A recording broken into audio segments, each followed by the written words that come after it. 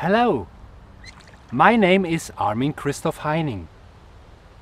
I am glad that you are interested in the topic of multiple orgasms and that you have bought this DVD.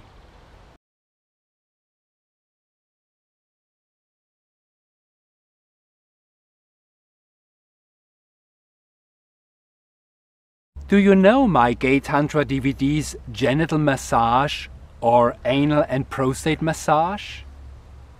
How does this Gay Tantra DVD now differ from the other two?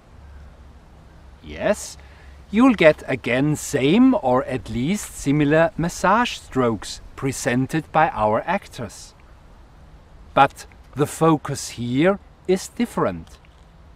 With the massage strokes, we want to go towards multiple orgasms and ecstasy.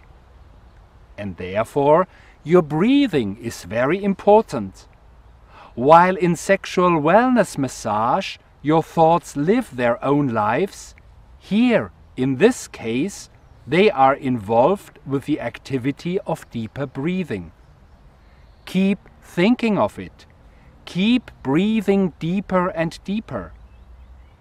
You may at the beginning have the impression that this prevents you from having any orgasmic sensations or pleasure. But please believe me, you will quite quickly get familiar with the deeper breathing. It will even become naturally, and finally, that's what is happening here. You can leave behind your self-control and allow the power in your body to live its own life. You can allow orgasmic reactions.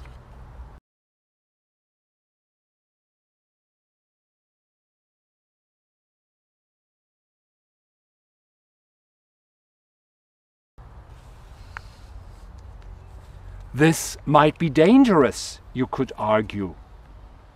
Yes, when you are psychologically insecure, you should try the deeper breathing only with a professional instructor. Yes, when you suffer from asthma, epilepsy, have problems with your heart, have problems with your circular flow, it could possibly be that this method is not yours. Ask your doctor if you are allowed to practice this way. If he does not recommend it, there are also other methods to open up for this experience of multiple orgasms. You might also ask if this deeper breathing does not lead to hyperventilation, that your body cramps, or that you can no longer stop the intake of oxygen. I have experienced that this fear mostly exists only in people's heads. In my now almost 20 years of experience in teaching classes, I have never had to take any emergency steps to stop hyperventilation. Quite the contrary. When you move your arms while breathing, as shown in the film, and concentrate on your heart area, and then relax again while you exhale, the first tingling or cramping is only a short way through to deep-rooted emotions and to further experiences that broaden your consciousness. When you are in a normal, healthy state, when erotic wellness massage do not touch you this deeply, then this may just be the right thing for you, for your wish of an intense experience. In seminars in the German-speaking countries, but also in the UK and all around Europe, I guide these massages, and the group itself can be a powerful catalyzer to deepen and strengthen individual experiences. At this point, I would like to give a cordial thanks to my friend and colleague Joseph Kramer. After all, it was him who pioneered and extended boundaries. He brought us the LSD of the 21st centuries in the early 1990s. LSD, but no need to take damaging substances. I know from our massage practice now for more than 20 years that the only side effects so far were joy, vitality, love, harmony and peace.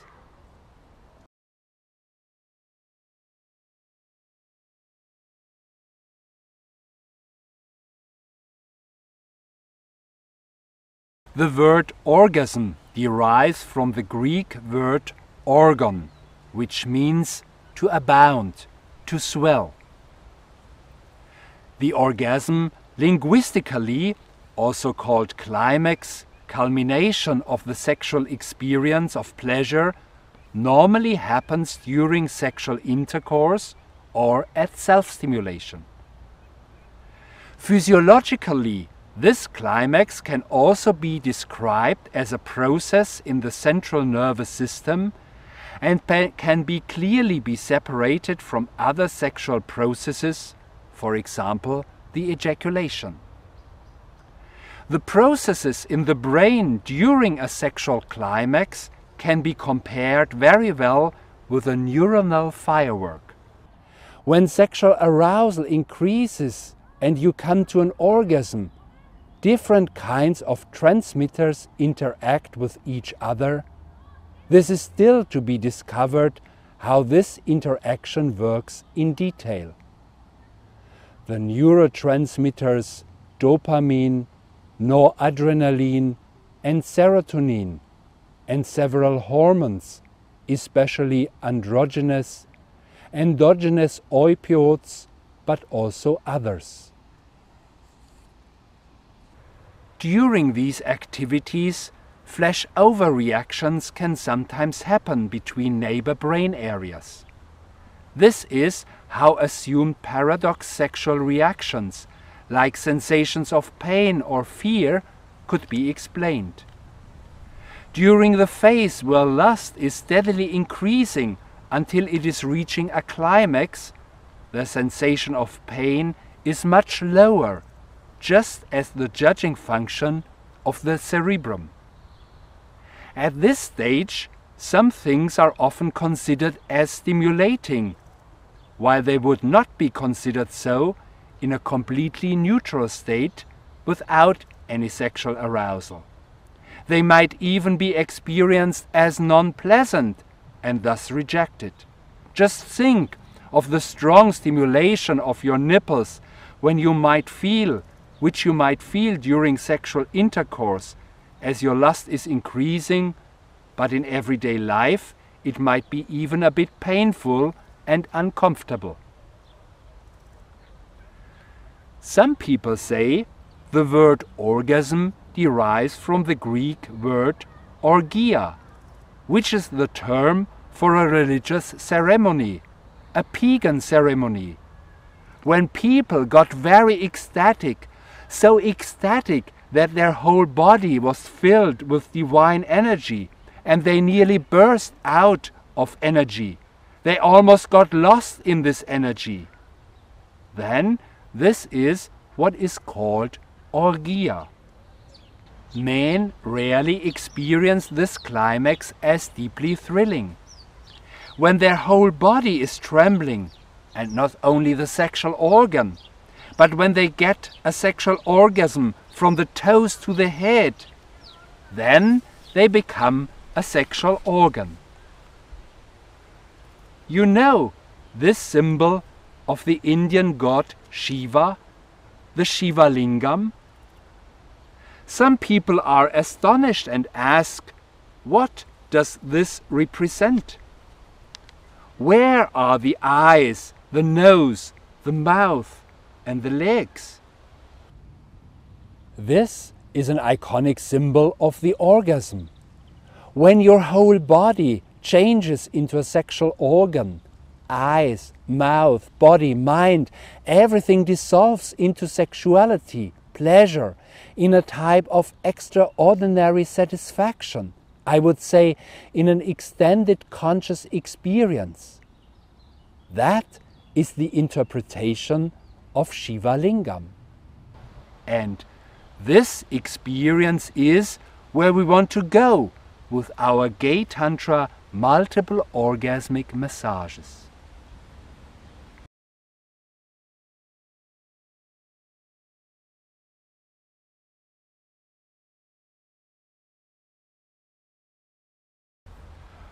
What happens during an orgasm?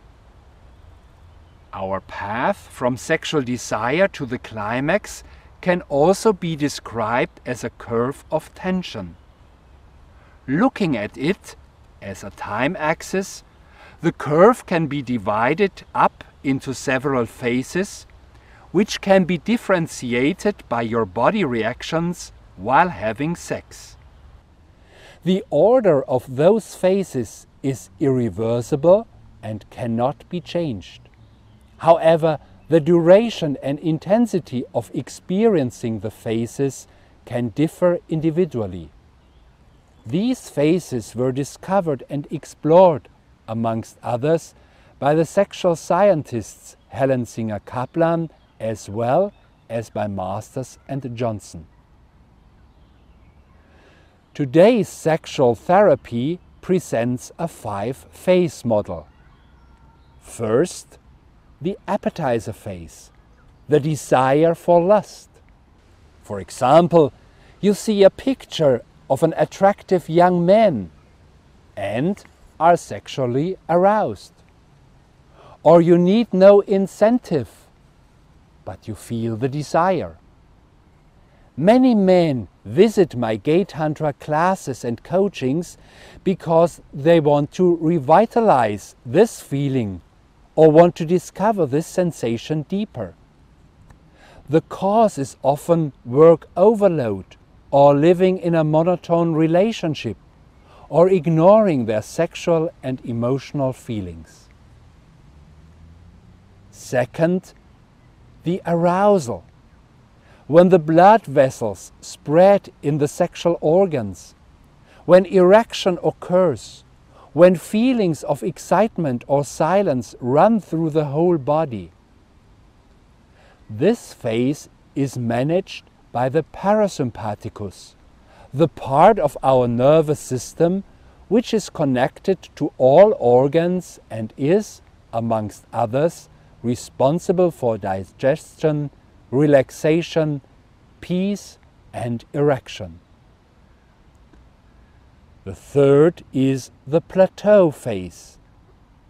This phase moves from parasympathicus to sympathicus. The nervous system can provoke an increase in efficiency, but handles also stress and emergency situations. The sympathicus is connected to all organs and is responsible for activity, provides energy, accelerates heartbeat and breath, and pulls the scrotum close to the body. Precum flows out of the body. The body activity increases, muscle tension increases too. The length of this phase depends and finally leads to an orgasm. The fourth phase, controlled more by the sympathicus. With men, the orgasm contains two independent subphases, which are nevertheless coordinated: the emission phase and the ejaculation. The emission phase gives the feeling that the ejaculation cannot be avoided anymore, which is the point of no return. The inner sexual organs, spermatic duct, prostate and sperm bubbles contract automatically and press the ejaculation into the rear part of the urethra. The ejaculation itself is composed of consecutive contractions at intervals of 0.8 seconds of the cross-strip muscles of the shaft of the penis. In the past, the ejaculation and the orgasm were seen as one single process. In the meantime, it has been proven that there are two different neurophysiological processes which, most of the time, happen to take place in parallel. A well-trained pelvic floor muscle is important for the intensity of the orgasm. That is what determines the depth and intensity of an orgasm. Why do men again and again have problems with their orgasms? Just as simple as that. They swell in sympathicus, but they are not trained in parasympathicus. They need to be able to relax during the orgasmic experience. And when they have problems with orgasms, this could be due to the fact that they cannot allow relaxation in high arousal. As a consequence, the orgasm is just flat. The experience is flat, and they remain flat even after the orgasm. Also, the experience of multiple orgasms has to do with relaxation in high arousal. You feel the drive towards the point of ejaculation, but before you reach this point, you relax and allow the created sexual energy to spread through the whole body. Then you again accelerate towards the ejaculation point and relax, and repeat this process again and again.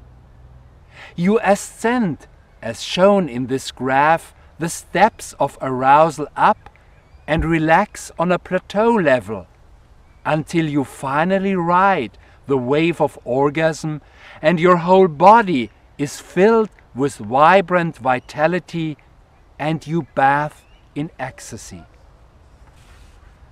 The anal orgasm is in the first place also controlled by the sympathicus.